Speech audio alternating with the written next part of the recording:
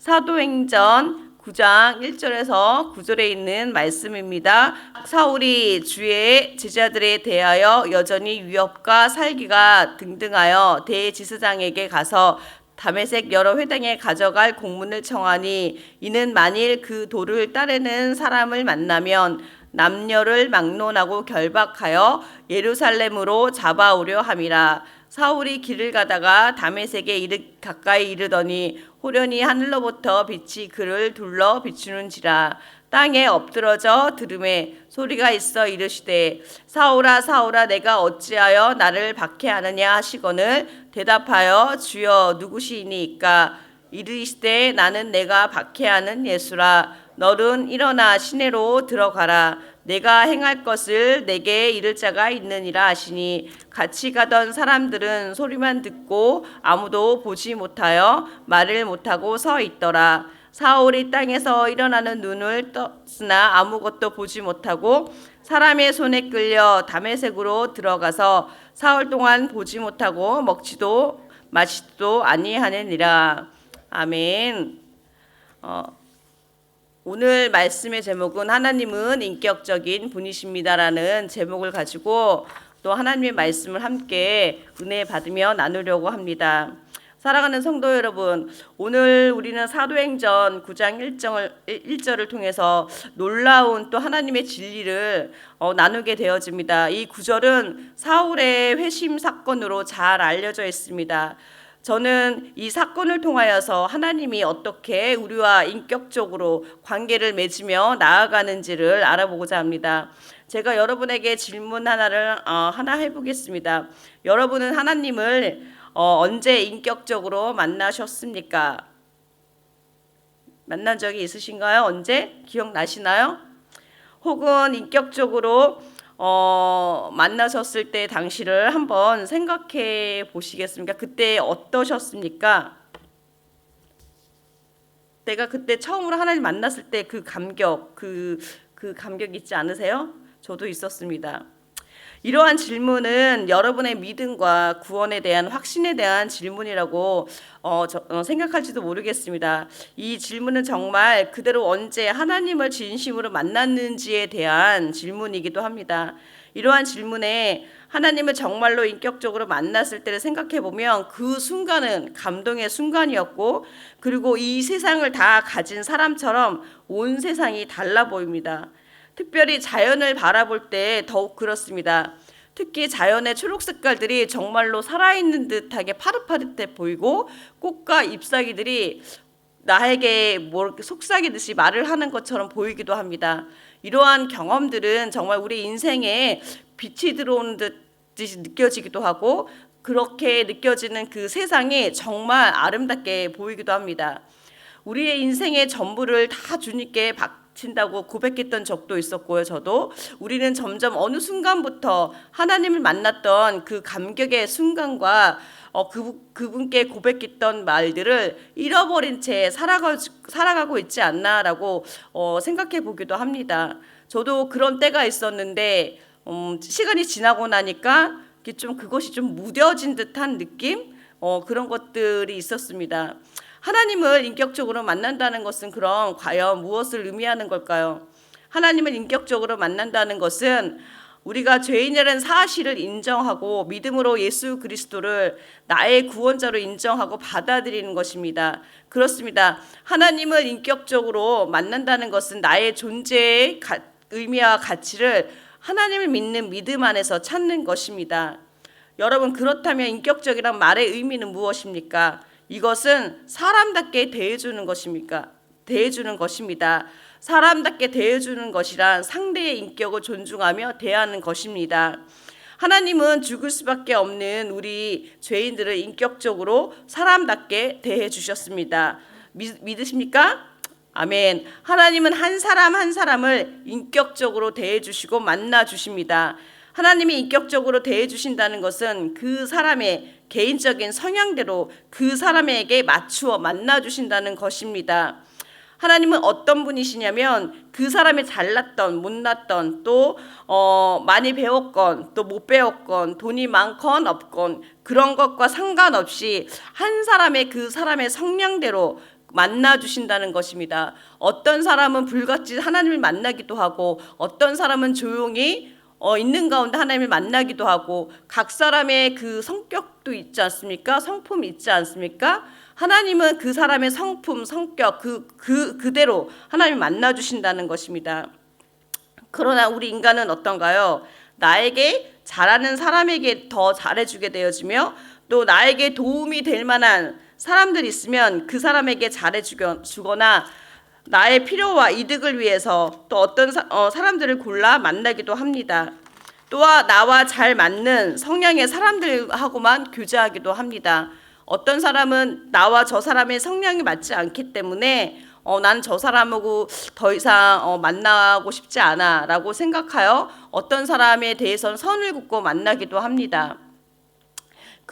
그렇지만 하나님은 그 한 사람 한 사람을 통하여서 우리와 다르게 그 사람이 어떠하든지 간에 하나님한테 어떻게 대하든지 간에 하나님은 그 한 사람을 위해서 기다리고 계시고 그 한 사람을 만나 주신다는 사실을 기억하시기 바랍니다. 오늘 본문에 나오는 사울을 보십시오. 사울은 어떤 사람이었습니까? 사울은 예수님을 핍박했던 사람이었습니다. 사울이 하나님을 믿으리라고도 생각하지 않았습니다. 그런데 하나님은 사울에게 다가가셨습니다. 첫 번째로 하나님은 개인적으로 다가오시는 분이십니다. 사울이 예수님을 박해하고 다메섹으로 가는 길에 예수님께서 직접 사울에게 나타나십니다. 사울아 사울아 내가 어찌하여 나를 박해하느냐라는 그 부르심은 극히 매우 개인적이고 직접적인 만남인 것입니다. 그 만남에 또한 타이밍이기도 합니다. 기가 막힌 타이밍에 하나님은 사울의 상황 속에서 그 사람에게만 통할 수 있는 만남으로 만나 주셨다는 것입니다. 사울의 눈을 멀게 하시지 않았으면 사울이 과연 예수님을 또 하나님을 만났을까요? 하나님은 사울의 눈을 멀게 하셔서 멀게 한 그 눈으로 직접 예수님을 바라보게 하셨습니다. 이렇게 사울의 눈 먼 사건은 지극히 사울을 향한 개인적인 만남인 것이죠. 이 사건을 통하여 사울은 바울로서 하나님의 사역을 하게 된 또한 계기가 되어집니다. 어느 누구도 사울이 바울이 되어 선교할 줄을 알았을까요? 아니 몰랐을 거라고 생각되어집니다. 하지만 하나님의 계획은 예수님을 박해했던 그 자를 변화시켜서 180도로 변화시켜서 하나님의 사역을 위해서 하나님의 나라를 위해서 하나님의 뜻을 위해서 그를 사용하셨다는 것입니다. 여러분도 지금 하나님은 여러분이 이 세상의 모든 사람들을 개인적으로 만나고 싶어하고 사울처럼 여러분을 위해 기다리고 찾으시고 찾는 줄 믿습니다. 여러분 마가복음 15장 1절에서 7절의 말씀을 보시면 거기에 잃어버린 양의 비유가 나옵니다. 100마리의 양 중에서 한 마리의 양이 없어졌습니다. 목자는 집으로 가야 하는데 한 마리의 양이 없어진 것을 알고 그 양을 찾아 집으로 즐거이 데려간다고 말씀하고 있습니다. 여러분 여기에서 우리의 관점은 어디에 집중해야 할까요? 잃어버린 한 마리의 양에 집중해야 될까요? 아니면 99마리의 관심에 집중해야 될까요? 인간의 생각은 99마리에 관심을 집중합니다. 그렇지만 하나님께서는 한 마리가 없어졌을 때 그 한 마리의 양을 찾아서 그 한 마리의 양에게 관심을 집중되었다는 것입니다. 그것은 무엇입니까? 그 한 마리의 양이 귀하다는 것이죠. 그 한 마리의 양이, 그 잃어버린 양이 하나님에게는 특별한 사람이었고 특별한 양이라는 것을 우리는 말씀을 통해서 깨달을 수 있습니다. 하나님의 관점은 아무도 관심 가지지 않고 없어져도 괜찮은 그런 한 마리의 양이 아니라 아무도 관심 가지지 않는 그 한 마리의 양에 관심을 가진다는 사실입니다. 그 잃어버린 한 마리의 양이 여러분일 수 있다는 생각을 혹시 한번 해보셨나요? 만약 그 잃어버린 양이 여러분이라면 더 이상 그 한 마리의 양이 아무것도 아닌 것이 아니라 소중한 하나님의 양이라는 사실을 깨닫는 여러분이 되시기를 축복합니다.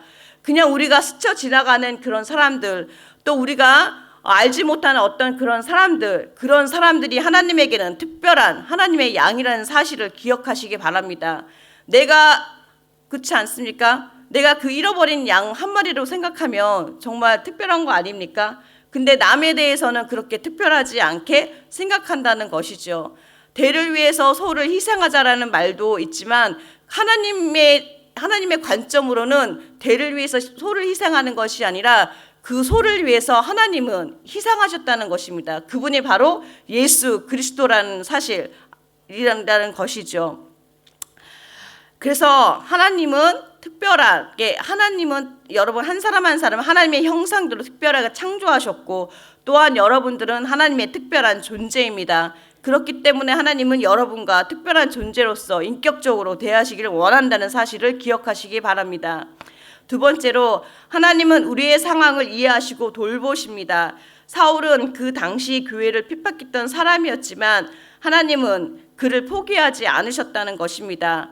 우리 같으면 예수님을 핍박했던 사람들을 그 자를 위해서 예수님 또 하나님을 위해서 전도하고 그 사람을 위해서 기도하고 할까요? 우리 실제 진짜로 인간적으로 그렇게 하지 않지 않습니까?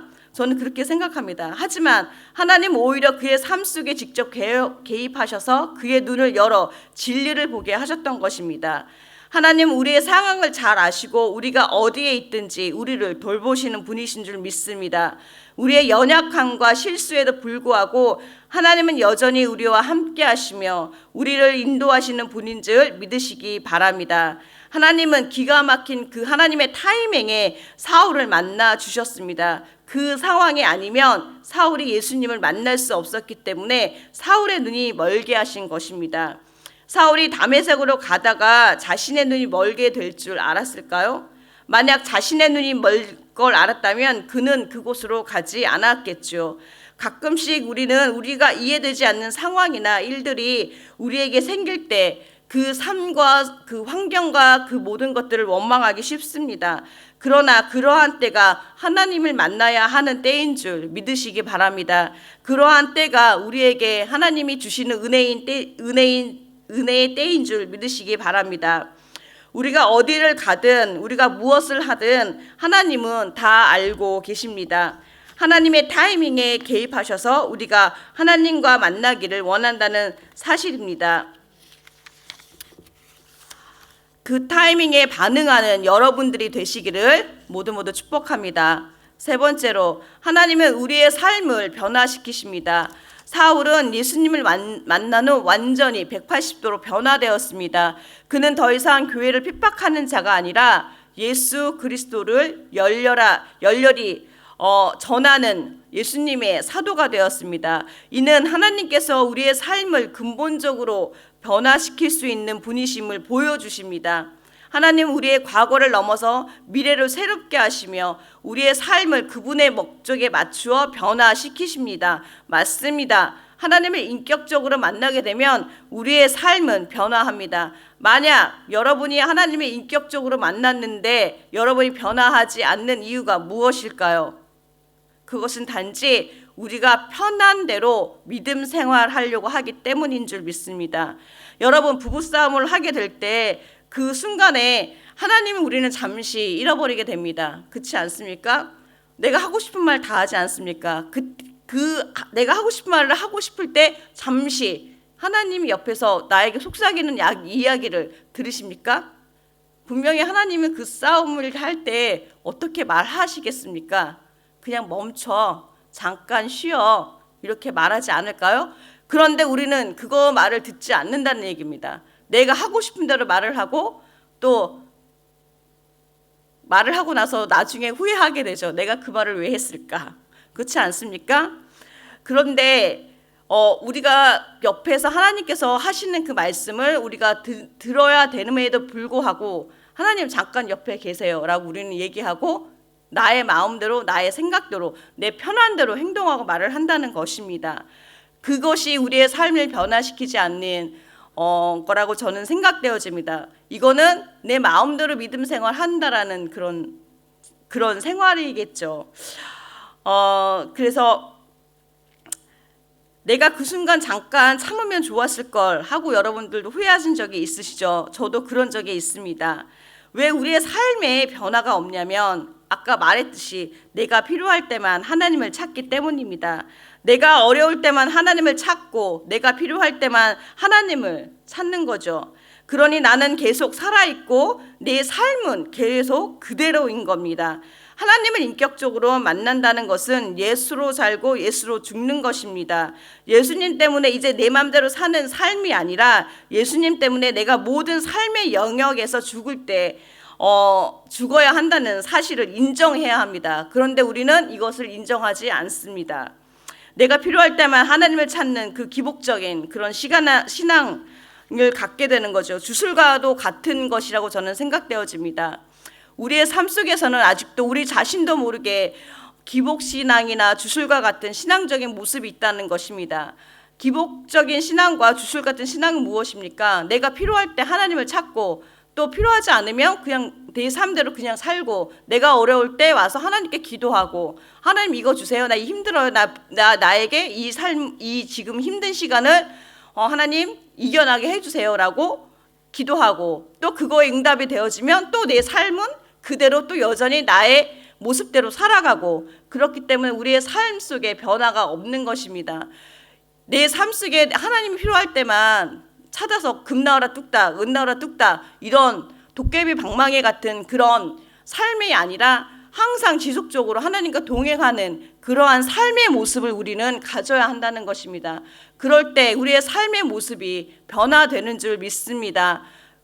사울이 바울이 되어 변화되는 삶을 살았던 이유는 진정한 예수님의 삶의 가치를 알았고 그것이 자기의 목숨을 내어주고 또 그 자신의 모든 삶을 통하여 자신을 하나님께 헌신할 수 있었던 것은 그러한 삶을 깨달았기 때문이라고 저는 생각합니다. 예수님의 12 제자 또한 예수님 옆에서 같이 함께 생활하고 지내면서 또 그들의 삶을 또 예수님이 살아가는 삶을 보았지만 그들이 바로 변했을까요? 그러진 않았습니다. 베드로도 옆에서 예수님의 삶을 지켜보았지만 3번이라는 것을 부인함으로 인해서 또 예수님 본인의 자신을 계속 스스로 깨닫고 잘못한 것을 알게 되어지고 그러면서 예수님을 만나고 또 그의 삶을 또 바치는 또 그러한 삶을 살았던 베드로의 모습도 보게 되어집니다.